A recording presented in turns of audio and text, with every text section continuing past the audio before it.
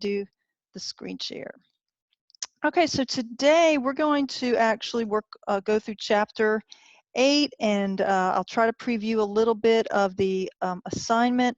And so before I do that, let me take a look at our chapter for this week. So I just opened this up, and the last 2 weeks that we had class, we were focusing on being an actor, right?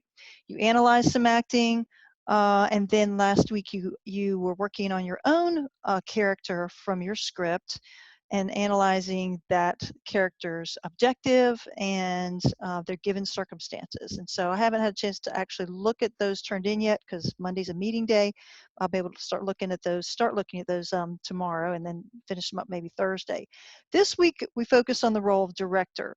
And you all will share this. It'll be collaborative in the sense that you will all act in that capacity this week.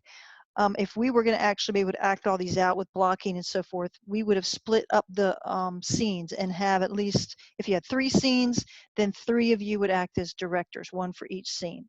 So that as many people in your group as possible would have that opportunity. But we're all going to take a scene from that. So I just want to preview the staging a scene assignment, okay? And I'm going to add another video. I'm still looking for one I like in the videos for chapter 8. There's one in there that's pretty good. Wow, this is not the right. Let me get under student view. It'll look better. Well, I can hit view assignment. We'll do that. See if it'll let me do it that way. Where you're going to stage a scene, and it's going to be based on what we learned mostly today. Hold on. Resume sharing. I'm good. I don't know why it did that. I think I have to. Oh, I know what it is. When I go in and out of like a PowerPoint, it doesn't like that as much as when I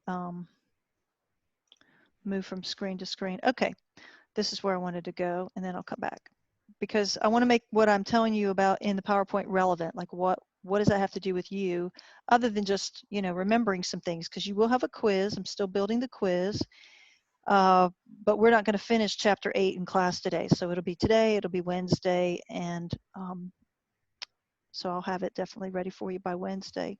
So we're going to view the staging a scene assignment, and then we're going to learn as part of chapter 8 the things that you have to know to do it. All right, so everybody see that together with me, staging a scene assignment? Yes, ma'am. Okay, great. Yes, ma'am. So yeah, great. All right, so you're going to choose a scene from your group's play, right? And you guys had at least 3, sometimes you had like 5 scenes. So you're going to pick a scene, and for this, it doesn't matter if your character is in it or not, but you get to step outside of that role and be the director.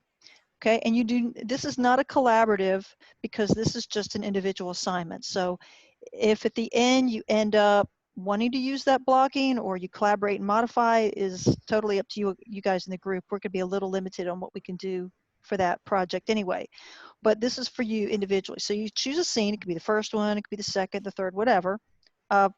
Try to pick one that you think would be pretty interesting in terms of there's something to block. Like this is blocking and staging. And that's when you decide what it looks like. The script decides what people say and who's in the scene, right? But where do they stand? And how do they move around? And when do they move? Like when do people don't wander around on the stage just randomly. That is all planned ahead. And that's something that we'll see that the director has primary responsibility for that. So I have a list of things that you'll need. You'll have to, give me the piece of the script, copy paste the scene script, all right? And then you can, there's ways you can put notations on it. We'll be talking about that show when and where actors enter and exit from, when they sit down, when they walk across the stage. And then we're going to learn some staging strategies to create focus or emphasis in visual pictures and ask you to use at least 2 of those, okay? And we're going to learn what those are today. All right, so keeping that in mind, let's go to chapter 8. And let me also tell you that your quiz is going to be a little bit different. They're a little bit different. I got to go back. It's been a little bit odder today than usual. But your quiz is going to be using a new tool called Respondus Lockdown Browser. And we'll be using that for final exams and tests, and you may have already done that in a math test or something like that, but we're going to use it for our quiz. And what that means is that whereas in the past, if you had an online quiz for me, I didn't mind if you went, somewhere else, whatever. But what I want to do is have you, because I need you to experience this and let's do it, is you can use your notes, your handwritten notes for like when we would be in class, well, we didn't use them then, but I'm letting you for this, okay? We're just different times, different circumstances. I'll let you use handwritten notes, but your browser will be on a lockdown. You can't go in somewhere else to do that, okay? So I'm telling you that now because you need to take good notes, all right? But these are in there. The PowerPoint is in there if you miss something, because I can't slow down and wait because of the time that we're in. All right, so buckle up, take as many of the notes as you can, and then go back and catch anything that you missed later as you review. So we're talking about directors and how that role came about, and actually it's a fairly new role when you think about the fact that theater existed before we started counting these centuries. It's pre that. When we say the 19th century, that's the 19th one since what we call the Common Era or the birth of Christ. So you have BC before Christ and you have AD after. So Greek theater came 500 years prior, and they kind of interchanged. Like, yeah, you had a director kind of, but he was really the actor too. And he's often the playwright. It was all like the same person. But so they did have the word dyskalos, and it was the teacher, and it was usually the playwright. So this person like Sophocles or Aristophanes or Aeschylus, they wrote the play. There was only going to be about 3 people in it anyway. So he had to teach the other roles and the script to the other actors. And so it's old, but it's kind of shifted in terms of, the importance of it. And when you get into film, the director is king. Remember that? We talked about that. The playwright is king in theater, but we still have directors and actors, but in film, the director is king. It's a little different setup there. But up until the 19th century, that would be the 1800s, 200 years ago, the playwright or the lead actor was the director. So the roles that you're going to be doing for this are what have been the norm for thousands of years, and it's only been in the last couple hundred years that has been separated, but it still can be the same. It still can be done that way. All right, so just to keep people, when we do this in a theater appreciation, we're not getting all the theater history. I've got 2 full graduate level semesters of theater history. There's tons of stuff, but we're just picking the little pieces of highlights. So when did this kind of really come about and be a real thing, right? That is this guy right here. So make sure you know his name, George II. He's not King George, okay? He is the Duke. That is his royal title of this territory or province. They would call it a province in France, but this area in Germany in the late 1800s, spilling over right into early 1900s, 1826 to 1914. So it's right before what we consider the modern era, but because he did this, he kind of ushers it in. He's the first. So he's kind of becoming what we think of as a modern director when no one else was doing it. So he's ahead of his time. First modern director. But he is the supreme ruler of that territory. The way it was organized. I mean, he was the top dog. He was like a small king of a small kingdom within a larger empire. Okay, so a lot of power. So he's the boss, and he's also the director. But he liked theater, and because he was royalty, he was wealthy, he was powerful, he had his own theater built, and he put together a whole what they call resident company of actors and artists. Resident means these are from people that lived there in his territory. He didn't hire them out from, say, France or Italy or somewhere else and bring them in. These were formed from people that lived in his region. Well, he's the one that really kind of went into this whole thing about we're going to really pay attention to how we act, and we're going to make sure it's realistic, and we're going to spend lots of time in rehearsal. The things that are normal today in theater, he's the one that started it. No one else even had tried that, mostly because your main person was the actor himself, and he didn't have to direct too much. He just told what the other people to do. So he didn't have to explain that to anybody. Hold on one second. Just had one of your classmates email me a question, and I need them to join us so that that question can be answered. Okay. So you can think about that. If I'm Hamlet and I'm the director, I don't have to explain to everybody else. I just take it in and go with it, right? But he was being outside of it as a director, and he's telling everybody else what to do, and it's more complex. And it was so good that this famous guy we talked about in chapter 7, Stanislavski, he was so impressed that he borrowed some of the Duke's techniques. So even though Stanislavski is credited with the modern method acting and all these, the what if and the emotional memory and super objective and all that, he actually didn't originate all of those ideas himself. He kind of formalized it and put it into a methodology, but he was inspired by this guy, George II. Now, where he got those ideas from, I don't know. I don't know if anybody knows. We trace things back as far as we can, and we just have enough to know that there's records of this guy doing that, and it influenced Stanislavski. All right, so what does a director do? We see them once when you watch a play, you don't see the director.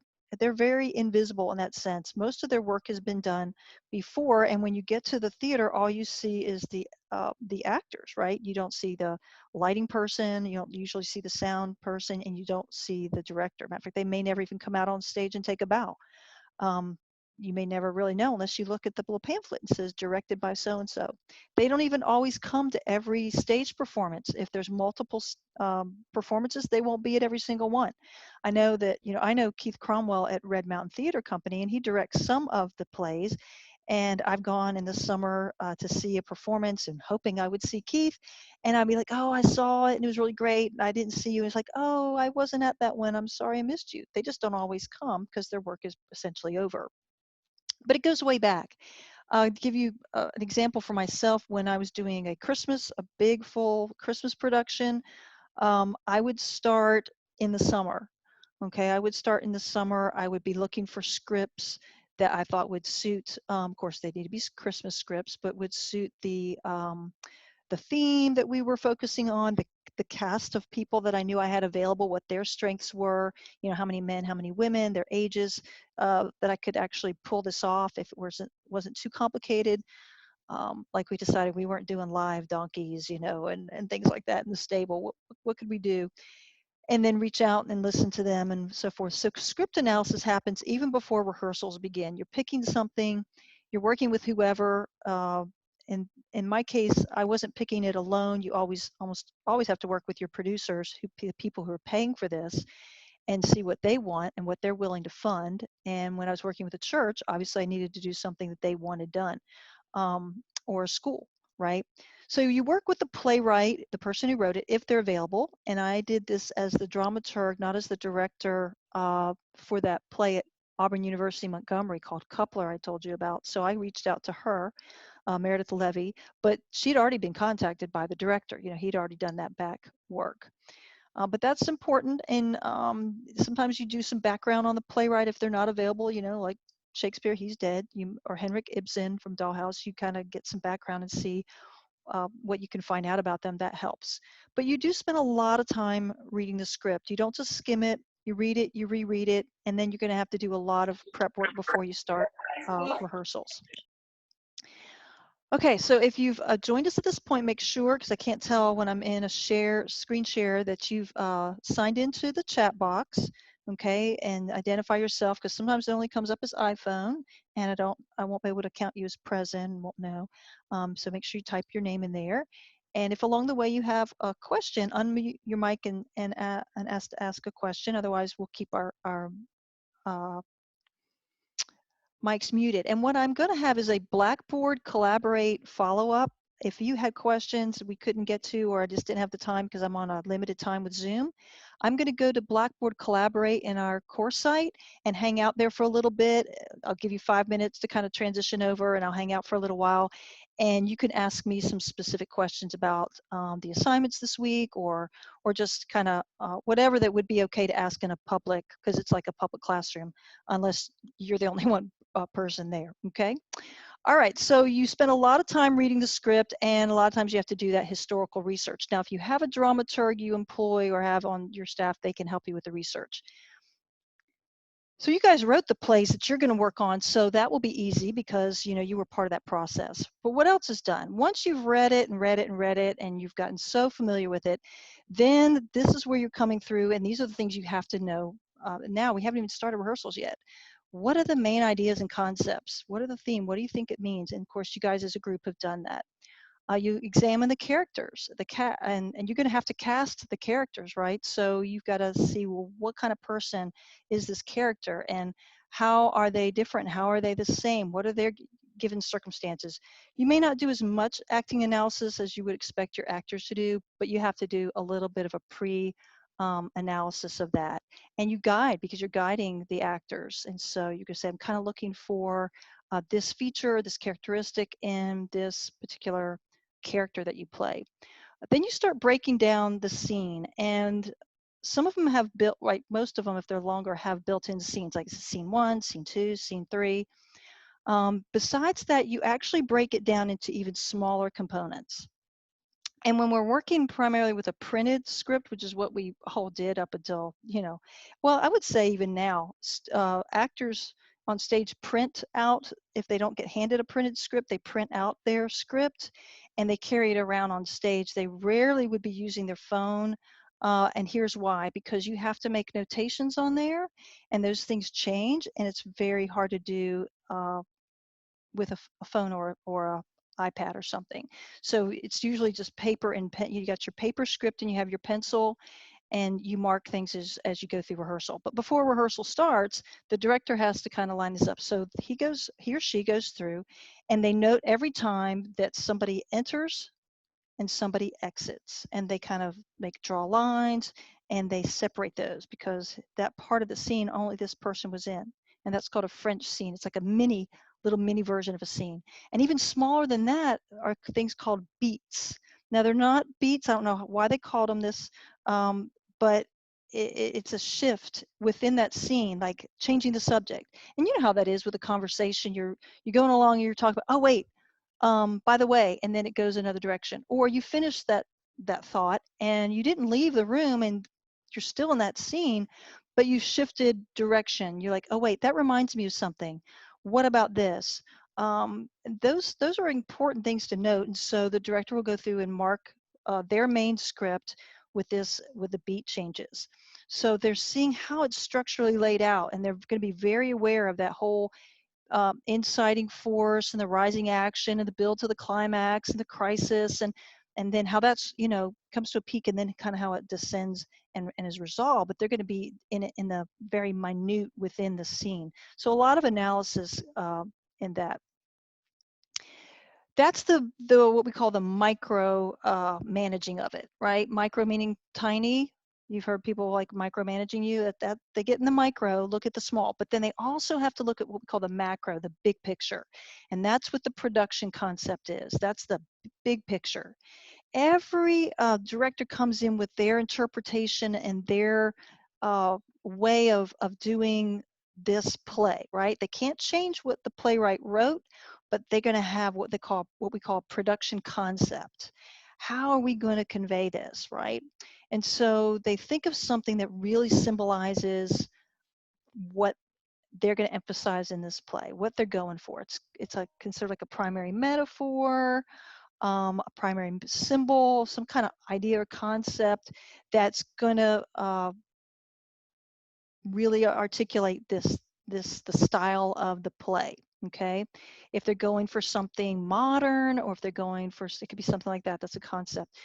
Birmingham Southern. I took a group of students to a Birmingham Southern play 2 years ago, I think, and it was an old Greek play called the Trojan Women. So I mean, this was written about the women left behind after the Battle of Troy, where the Greeks came in and beat them, destroyed, burned it down to the ground, and killed the men. And they left, the women were left as spoils of war. Like the different generals, Greek generals picked who they wanted to take as mistresses or slaves or whatever. And this is a play about the women as they are grappling with the whole reality of that their husbands are dead, and they're about to be just scooped up and taken away to foreign lands, um, and have to be, the concubine and slave of the general that killed their husband and their sons. Just a horror. Well, the concept that they went with was a modern one. They did not set it in Greek times. They put it into more of like a middle. It was Middle Eastern, but it's more like the end of Iraqi war or something like that. And it really, really kind of brought it to made it much more relevant to war and everything. So that was really cool. So once that concept is decided upon, then they convey it not only to the actors but to all the designers, and that's going to be our focus next week. The costume designers, the set designers, the people who get the props, um, the lighting, and everything. So that visually that concept is brought through. I shared with you that on the AUM production of Coupler, we used Peter Pan as sort of a production concept because it was part of what was written in. And so the costuming design reflected that concept. Okay, casting is a really important part. That is the part where you audition and actors to come in and take those roles. Now, when your group, you guys had to, work with the 4 or 5, depending, that you had, and you had to decide who was going to be best for that. But you also got to write a play based on who you knew you had. That's not typical. When I'm doing it for like a school, then I would, have a casting call and say I'm having auditions for this play, and I'm looking, I've got openings for maybe 5 guys and 6 girls. And if I needed them to sing, I would say, I've got this one needs to be able to sing, or these need to be able to dance, or maybe that's not part of it. Um, these are the different roles.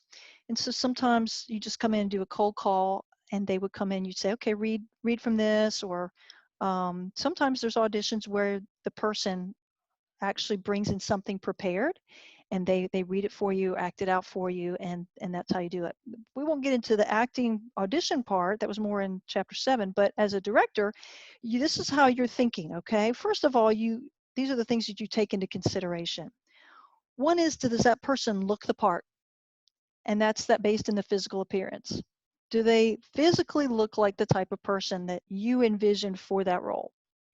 Okay, and that could be, and it's even just beyond physical appearance, maybe personality type. I did that a lot when I had the same group of actors for my church productions, because they were there for years, right? I knew I had this older guy. He played part of like a pastor really well. He was pretty good on the lead. You have just these personalities, and you kind of know where they fit. I had this girl in the high school that very dramatic, very theatrical. And so I picked play Anne of Green Gables because the lead actor was that way, and she fit that really well. But she also had red hair, just like the main actor, so actress or character. So there's things that you do like there. That's casting to type. All right, typical. That's type. That's like this person matches that role very well. But sometimes you do the opposite. You cast against type, and the opposite. And that's where, like, when you get Denzel Washington, instead of playing what he did for a while, which is the good guy, the lead role, playing a villain. And they have to really, really act outside themselves. And that can really work. The older man, Jim, that would play like the pastor or some other kind of real, calm, sweet person, I cast him one Easter as a very evil high priest Caiaphas who's conspiring to get rid of Jesus, right? And it was hard for him, but he ended up doing it really, really well. And so sometimes there's a reason why you think that person, even though they're not evil, could really play that part well. Gender neutral casting is when you change and it doesn't have any impact on the script, male or female. Even if they had originally cast it as a female, you could have a guy play it. It doesn't change the script or anything like that. Cross gender is when you do intentionally it does have some impact. Male cast as female or vice versa. And if it really affects it a lot, you may have to get permission. We did that with Coupler when we changed the role of the assistant from a girl to a guy, and it really did matter. It wasn't just neutral. And she was fine with it.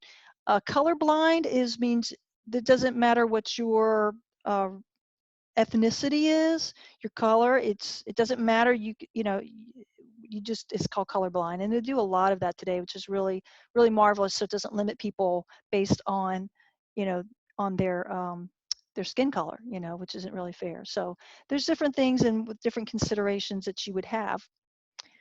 All right, as we are moving through, let's see what's okay. Now we get to the part that you're going to apply, and I've got just enough time to talk about it with you.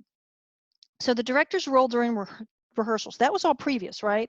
You have to pick a script, you have to analyze it, you got to know what that production concept is, then you got to, and who your characters are, and then you got to audition and cast, and then you have to start rehearsals.